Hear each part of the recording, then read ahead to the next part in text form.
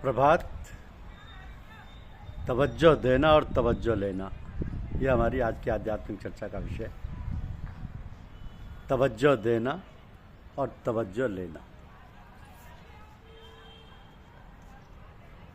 देखिए, साधकों को चाहिए कि जब तक कोई आवश्यकता ना हो तब तक व्यर्थ में किसी व्यक्ति से नहीं मिलना चाहिए। जिस व्यक्ति से भी हम मिलते हैं तो पारस्परिक आदान प्रदान स्वाभाविक रूप से विचारों का, संस्कारों का होता रहता है, और जिसके संस्कार विचार अधिक प्रबल होते हैं वह दूसरों पर अपना प्रभाव डालते हैं। इस कारण अपने समान विचारधारा वालों से, जो सत्संगी हैं, जो भक्त हैं, साधु हैं, उनसे मिलने जुलने में कोई हानि नहीं है। इसी बात को लालाजी महाराज ने कहा है कि हमारे नज़दीक अच्छा है कि जिक्र खफी यानी दिल का जाप सिर्फ किया करें, और नाजन सा गैर आदमी और गैर सोबत के नक्शों से दिल को साफ रखें। तो इसी प्रकार जब हम भोजन करते हैं तो हमारे जैसे विचार होते हैं वही भोजन में प्रविष्ट हो जाते हैं और हमारे मन पर प्रभाव डालते हैं। इसलिए सब जगह, सबके यहाँ, सब लोगों का बनाया हुआ भोजन करना मना है। जो भोजन बनाता है उसके जैसे विचार होते हैं वह भी भोजन में प्रविष्ट हो जाते हैं और खाने वाले पर उसका बड़ा प्रभाव पड़ता है। इसके सिवा यह भी विचार करने की बात है कि जिसके यहाँ से भोजन का सामान आता है उसने किस प्रकार की भोजन सामग्री प्राप्त की है, उसकी कमाई कैसी है, इस सब का भी असर पड़ता है। इन सब कारणों से हम जो भोजन करते हैं उसका जो रस बनता है उस सब का प्रभाव होता है।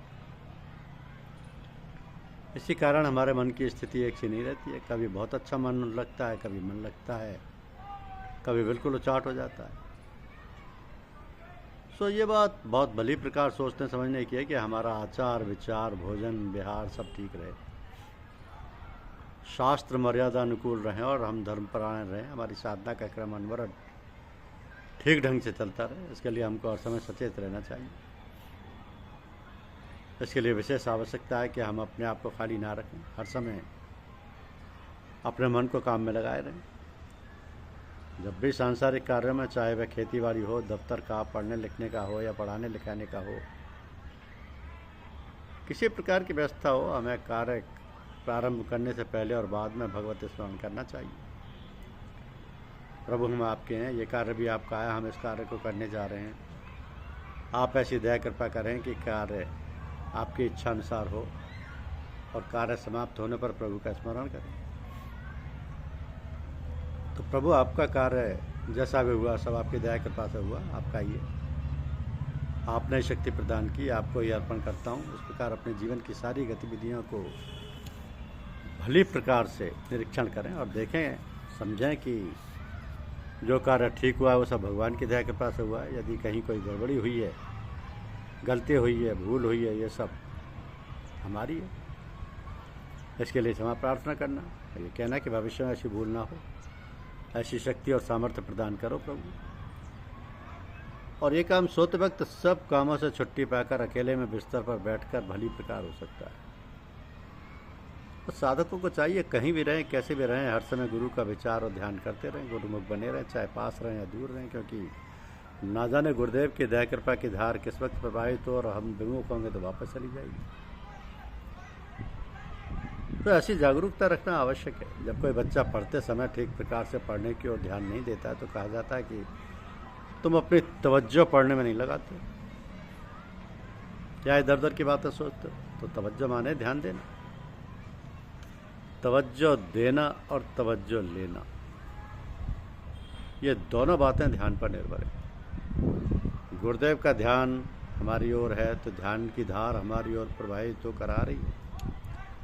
यदि हमारा ध्यान और हमारी तवज्जो उन्हीं की ओर है तो वह तवज्जो या ख्याल की धार अथवा आत्मधार कहो, हमारे हृदय में पूर्ण रूप से असर कर जाएगी, हम उसे ग्रहण कर लेंगे। और यदि हम गाफिल हुए, हमारा ख्याल हमारी तवज्जो से इधर उधर हुई, तो यह धार तवज्जो वापस चली जाएगी। इसलिए साधक को हर समय सावधान रहना चाहिए, गुरु की तरफ ख्याल, ध्यान, तवज्जो लगाए रहना चाहिए। जब हम गुरु के पास जाते हैं तो वहाँ पर जब तक हो सके हमें गुरु के पास बैठना चाहिए। गुरु के सम्मुख रहने का ये भी अर्थ है कि हम गुरु के पास जाकर बिना उनकी आज्ञा के कहीं ना जाएं और ये देखते रहें कि उन्हें किस बात की आवश्यकता है। इसके लिए हम तत्पर रहें। लोग जाते हैं गुरु के पास तो कोई अखबार पढ़ते हैं, कोई किताब पढ़ने लग जाते हैं, कोई इधर उधर की गपशप में लग जाते हैं और हमारी तवज्जो गुरु की ओर नहीं रहती। तो जैसे पास वैसे दूर रहकर भी हम ख्याल से ध्यान से पास रह सकते हैं और पास रहकर भी इधर उधर के ख्याल, घर के ख्याल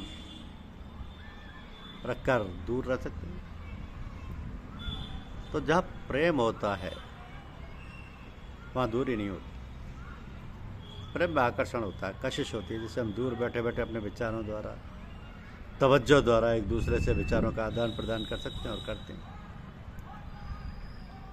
जाने अनजाने भी स्वाभाविक है कि जब हम दूर देश में होते हैं और हमारा कोई सगा संबंधी, जैसे लड़का, बीवी, माता पिता, मित्र, संबंधी जिससे हमारी घनिष्ठता होती है, बीमार या परेशान होता है, तो उसकी खटक हमारे दिल पर होती है और हम सोचने लगते हैं कि क्या बात है, कोई बीमार तो नहीं है, कोई ऐसी वैसी बात तो नहीं हो गई, और एक आध दिन में चिट्ठी पत्री या तार आ जाता है। तो ये सब स्वाभाविक है, हुआ करता है। जिनके दिल दिमाग स्वस्थ, निर्मल, शांत है, उन्हें उस व्यक्ति को जो बीमार परेशान है और आपकी याद कर रहा है, उसकी शक्ल सूरत भी सामने आ जाती है। और ऐसा होना प्राय देखा जाता है। तवज्जो और सम्मोहन में बहुत अंतर है। सम्मोहन की क्रिया में तो लोग ऐसे लोगों पर अपना प्रभाव डालते हैं जिनकी हृदय और मन की शक्ति उससे निर्बल होती है, और सम्मोहन करते इसलिए है कि उन्हें अपनी इच्छा अनुसार उनसे कुछ कहलवाना या काम लेना। तो तवज्जो या आत्मधार तो आपको शांति, आनंद देने और हृदय की सफाई या मन को शुद्ध करने के लिए थी। यह नहीं भूलना चाहिए कि गुरु या महापुरुष लोग अपनी तवज्जो या सूरतधार या कहिए आत्मधार हमेशा लोगों को लाभ पहुंचाने, उनकी शुद्धि करने के लिए, उनका हृदय परमात्मा की ओर उन्मुख करने के लिए करते हैं, जबकि सम्मोहन क्रिया सांसारिक लाभ और अपनी कार्य सिद्धि के लिए की जाती है।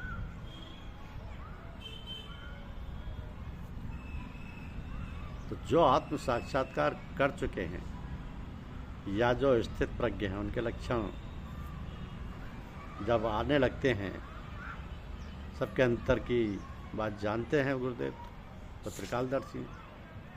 किंतु हम जैसे साधारण आदमी कैसे जाने कि जो स्थित प्रज्ञ हैं वो कैसे बैठते हैं, कैसे सोचते हैं, ये सब जानना आवश्यक है और ये सब जानना भी चाहिए, क्योंकि गुरुदेव की तवज्जो और आत्मधार सदैव आती रहती है। गुरुदेव को समझना, गुरुदेव की सेवा करना, गुरुदेव की आत्मधार को ग्रहण करना, यही आध्यात्मिक ऊंचाई और चढ़ाई का साधन है। धन्यवाद। YouTube चैनल को लाइक और सब्सक्राइब अवश्य कीजिए। शुक्रिया।